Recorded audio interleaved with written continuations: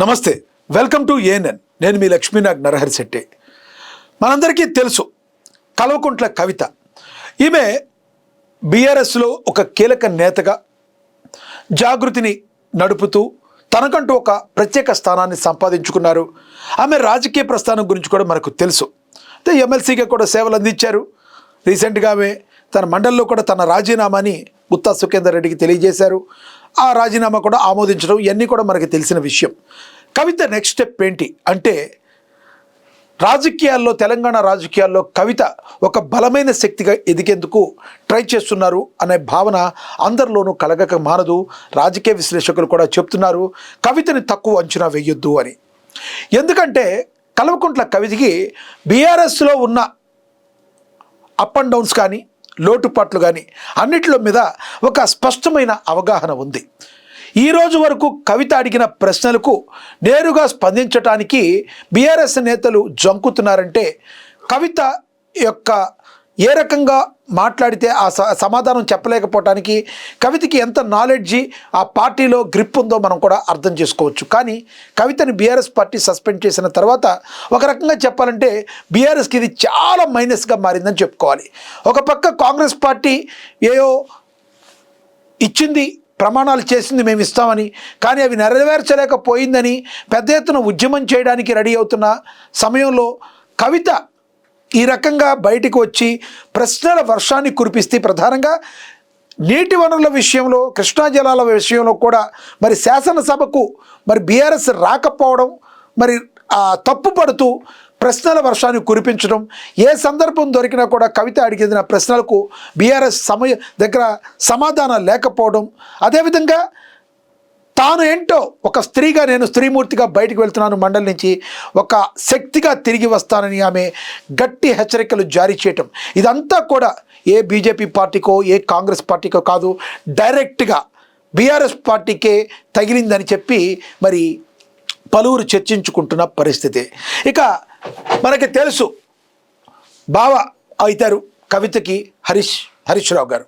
కానీ ఈయన మీద కూడా డైరెక్ట్ అటాక్. ఎందుకంటే తను ఈ రోజున పార్టీ నుంచి సస్పెండ్ అయిన తర్వాత నన్ను ఎంతోమంది ఎన్నో మాటలంటే ఒక్కళ్ళు కూడా వచ్చి నాకు అండగా నిలవలేదు అనే పరిస్థితిని కవిత బాహాటంగానే వ్యక్తం చేసి తన ఆ ఆక్రోశాన్ని అయితే వెళ్ళగక్కింది. అయితే బీఆర్ఎస్ కార్యకర్తలు కావచ్చు, నేతలు కావచ్చు, డైరెక్ట్గా కవితని తిట్టిన పరిస్థితి, కుక్క అని కూడా తిట్టిన పరిస్థితిని కూడా మనం చూసాం. మాధవరం కృష్ణారావు లాంటి సీనియర్ నేతలు కూడా కడుపు మంటతో నోరు జారి కవితను మాట్లాడినప్పుడు నువ్వు మాట్లాడింది తప్పు అని ఎందుకు ఖండించలేకపోయావని చెప్పి బీఆర్ఎస్లో ఉన్న నేతల్ని, మరి కేటీఆర్ని కావచ్చు, హరీష్ రావుని కావచ్చు, కేసీఆర్ని కావచ్చు, డైరెక్ట్గా ఆవిడ ప్రశ్నించిన తీరు దగ్గర వీడి దగ్గర సమాధానాలు లేవు. అసలు కవిత కొన్ని విషయాల్లో, కృష్ణా జలాల విషయాలు కావచ్చు, మరి బొగ్గు గనులకు సంబంధించిన విషయంలో కావచ్చు, ఏమైనా అడిగిన ప్రశ్న దగ్గర బీఆర్ఎస్కి సమాధానం ఉండట్లా. అసలు బీఆర్ఎస్ కక్కలేక మింగలేక ఈ రోజున ఒక రకంగా చెప్పాలంటే కంప్లీట్ బ్యాక్ ఫుట్లోకి వెళ్ళిపోవడానికి కారణం కవిత ఒక ప్రధాన కారణంగా మనం చెప్పొచ్చు. ఇక ఒక అడుగు ముందుకేసి కవిత ఏకంగా సిద్దిపేట మీద కాన్సన్ట్రేషన్ చేశారని మరి ఊహాగానాలు ఊపందుకున్నాయి. దీనిలో వాస్తవం ఉందని ఏకంగా హరీష్ రావుకి ఎత్తి పెట్టే విధంగా మరి కవిత ముందుకు దూసుకుపోతుందని మరి విశ్వసనీయ వర్గాల సమాచారం ఉందని రాజకీయ విశ్లేషకులు చెప్తున్న మాట. సాధ్యాసాధ్యాలను పరిశీలిద్దాం.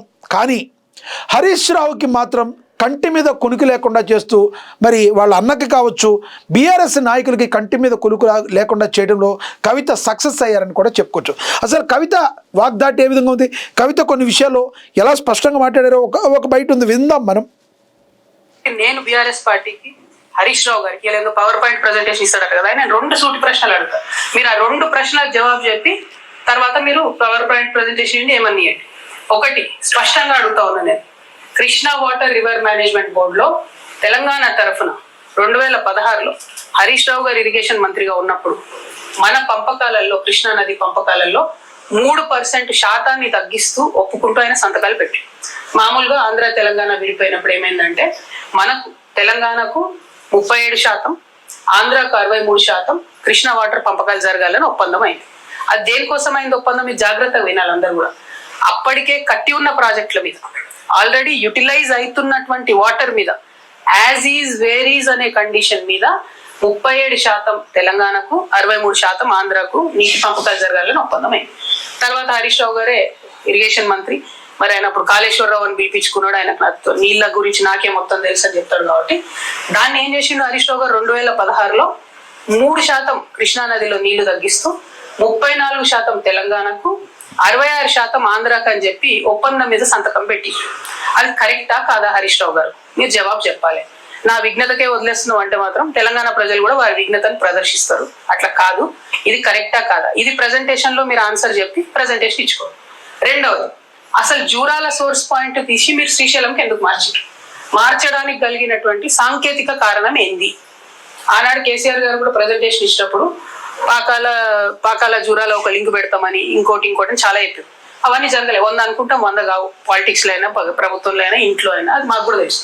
కానీ అల్టిమేట్ గా ఇప్పుడు జరిగింది ఏంది? జూరాల నుండి శ్రీశైలంకి సోర్స్ పాయింట్ మారింది. ఎందుకోసం మారింది? నేను అలిగేషన్ చేస్తా ఉన్నా, కేవలం హరీష్ రావు గారి ధనదాహం కోసం మారింది. ఎక్కడైతే స్టార్టింగ్ లో ఎల్లూరు అనేటటువంటి పంప్ హౌస్ ఉంటుందో ఆ pump house open pump house ఉండే, దాన్ని అండర్ గ్రౌండ్ పంప్ హౌస్ చేయడంతో 1400 కోట్లకు ఎస్టిమేట్ పెరిగింది. దాంతో నష్టం ఏమైంది? ఆ పంప్ హౌస్ కింద ఉంటది, దాంట్లో ఒకటి వాటర్ పంపింగ్ కెపాసిటీ తగ్గి, ఇంకోటి శ్రీశైలం డ్యామ్ లోంచి మనం తక్కువ లెవెల్లో తీసుకోవాల్సినటువంటి వాటర్ 30 మీటర్ల ఎత్తుకు పెరిగింది. అంటే నిండు ట్రైన్ తప్ప తీసుకోవడానికి ఉండదు, కింద లెవెల్లో తీసుకోవడానికి లేదు. అట్లా ఈ రకంగా కవిత అడిగిన ప్రశ్నలకి హరీష్ రావు దగ్గర కౌంటర్ లేని పరిస్థితి.